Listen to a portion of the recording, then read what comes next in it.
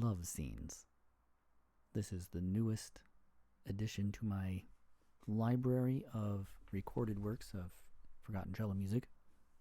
I hadn't done this for quite some time, that is, do a screen recording of note entry into Musescore.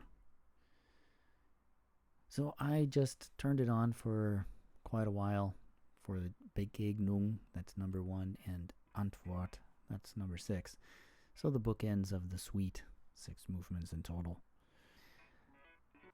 Begegnung, kind of straightforward, but I did that using a keyboard. So I plugged it into my computer with a USB and entered it in with that convenience. And things go fairly quickly. But because of the way I have things set up with my external hard drive and computer system and generalities of music, because I don't print music out too much anymore, it just takes a lot of paper. And I don't often return to the pieces to play them, so it's kind of a waste of space and such.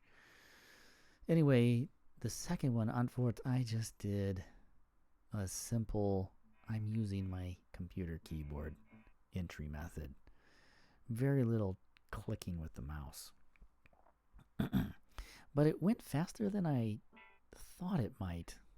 I would guess that it might have taken me an average of per line of music, maybe an average of 2 or 3 extra minutes, which is not too bad. Adds up pretty fast, but overall not too awful. I got to know where all the shortcuts were pretty quickly, let me tell you. And Musescore does have a number of shortcuts that make it fairly easy. Well, another reason that I wanted to do a screen recording of me entering the notes is I have a couple of issues with the brand new release of Musescore 4.0. Now, first of all, actually, I have to say that I love the redesign. It just looks really nice. It feels very nice, and I love that you can rearrange the screen, the format, so that it feels the way you want it to be. You can do the inspector on the left side, the right side. You can have them stacked. You can do a lot of variables. But there's a couple of items that I don't quite understand. And it might be that I don't have the settings correct, but I've done some searching and I can't seem to find any evidence that they are doing those things. Now, the first one being when I press play with my spacebar, if I don't have my cursor, or if I haven't clicked on a measure that has any notes whatsoever, nothing will play. I have to click in a measure that has notes in it. And for a while, it was only playing one line at a time, and I think I looked up to find out how I could remedy that, and I did. However, I still haven't figured out how I can just press the spacebar so that it plays, and it just includes everything. So 3.6 was a massive improvement over, what was it, 3.2. I think I started using Musescore when it was 3.2. Anyway, it was something like 4 years ago, maybe even 5 when I started using Musescore. And it was a true godsend because I just was not going to shell out that large sum of money for the full-blown finale program. And Sibelius is not too much cheaper for their cut-down streamlined program. And this has been a true help. Now, I used 4.0 for a couple of projects that I didn't record, and it just does not sit well with me. I just cannot get around it. I have to continually go back and rethink about how to play, how to configure the music playback too. This is the second very large downfall, or something that I can't understand why they didn't add. You cannot adjust velocity for individual notes anymore. That, to me, doesn't make any sense when they had included it in the previous versions. I can't imagine that I'm the only one that uses this feature. There's got to be many others. So if you're one that does use that feature of velocity, also, what's it called? The one under note velocity, where where you can adjust the continuing velocity. So it's not just one single note. I think it's over the following measure, or even to the next dynamic change. And I forgot the name of that, but it's velocity something. Those two are really big issues in my book, especially for the purposes I'm using the program. Now, don't get me wrong. I am very thankful for this program, and it has been a huge help. But like I said, I just don't understand why they wouldn't include the velocity for individual notes, the ability to control that aspect of things. Now, anybody that's watching what I do here on Forgotten Cello Music in my YouTube channel, which is called Traveling Cello, I oftentimes do this note entry for the piano accompaniments and then perform the cello live with the piano accompaniment MIDI version playing in my ears, in my headphones. And so it's vital, absolutely vital, to get levels more akin to live playing. And I'm never going to achieve that, obviously, because it would just take oodles of time. I mean, I would never release more than one little piece, like a 3-minute piece every month, if it was that way. And already I'm taking tons of time, not least of which because I would really like to improve the quality of what I'm releasing. That being said, there's not a lot of people watching my videos anyway, so I don't even know if it really matters that much, to be quite frank. You can see I am going rather slowly entering the notes, and that's why I have sped everything up. It just takes a lot of time to get things right, especially when you have to deal with voice layers.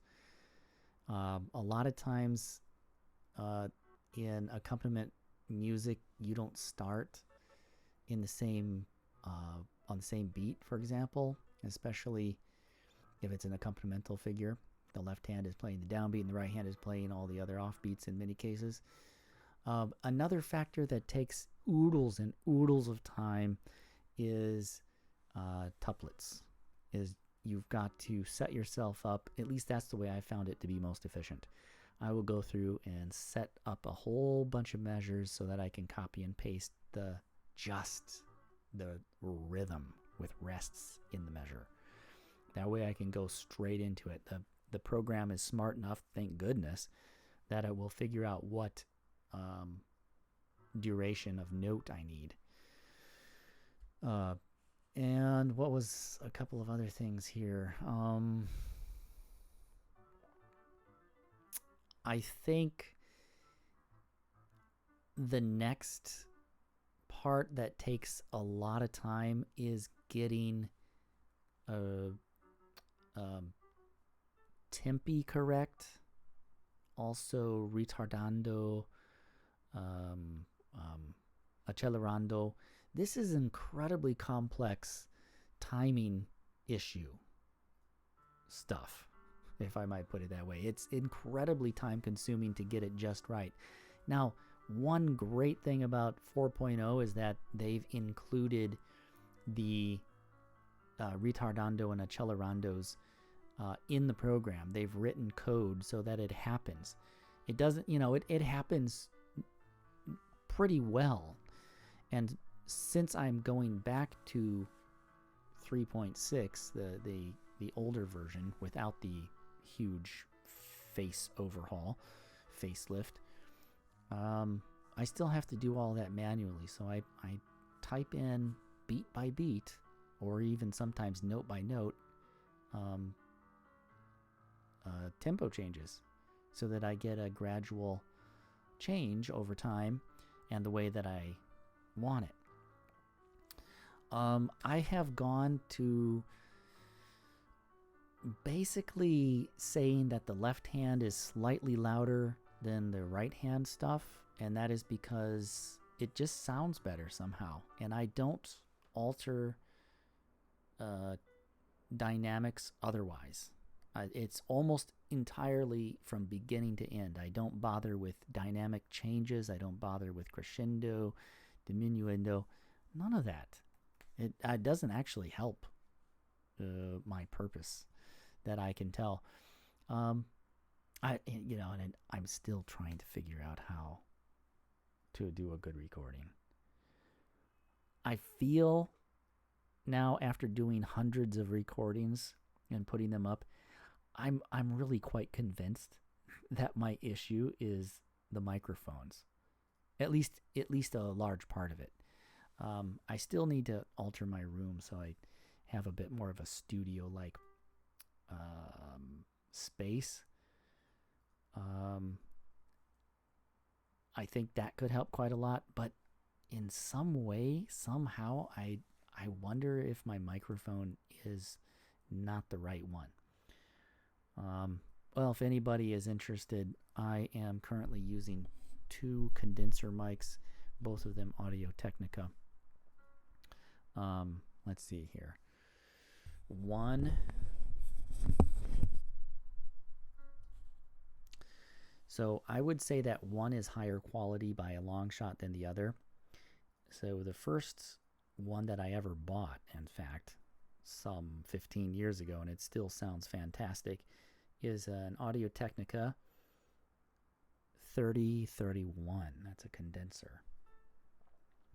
And this is the one that I rely on for all the depth of sound. And the second one is a Audio-Technica Pro 37. Now, I'm also wondering if my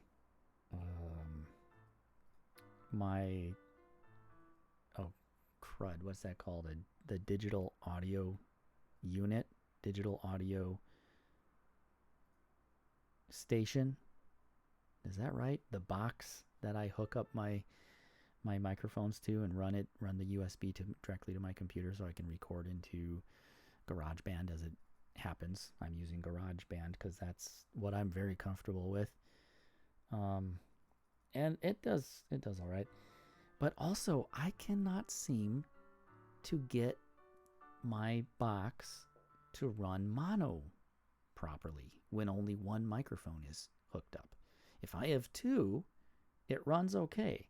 But if I have only one hooked up, so I'm using only the AT3031, the higher quality, I think it has a better depth of sound. For some reason, it only records left. And I've changed buttons. You can alter pad. You can alter stereo to mono with a toggle switch. Let's see. You can even mix it a little bit on the machine itself. But nothing seems to work, and I wish I knew. I wish I knew what to do. Anyway, this is a really, really long video, and I'm doing this on purpose because, you know what? It doesn't matter what I do. It's just not interesting. No subscribers are coming back and watching any of my videos. It's always new people. I look at the stats, and if this was something that I was relying on for work to make me money, I'd be really depressed. I am kind of, actually. I'll be honest. I'm a little depressed. So I'm just making a really long video, and this is the way it is. I'll speed up the, as you have seen, I've sped up the note entry stuff and yada yada yada. So here you go. This is what I've been doing, and with any luck, I'll have all 6 videos of this suite by Hugo Becker edited. I recorded both video and audio, and I have been working on editing the videos and then mashing them together into one long video of all 6 movements. I will not post individual movements unless I've been specially requested to do so by at least 10 people. So there you go. That's my plan anyway. So thanks for watching. Enjoy another, 10 minutes of this, and tell me what you think. I'd love to hear what your thoughts are on 3.6 versus 4.0 in Musescore.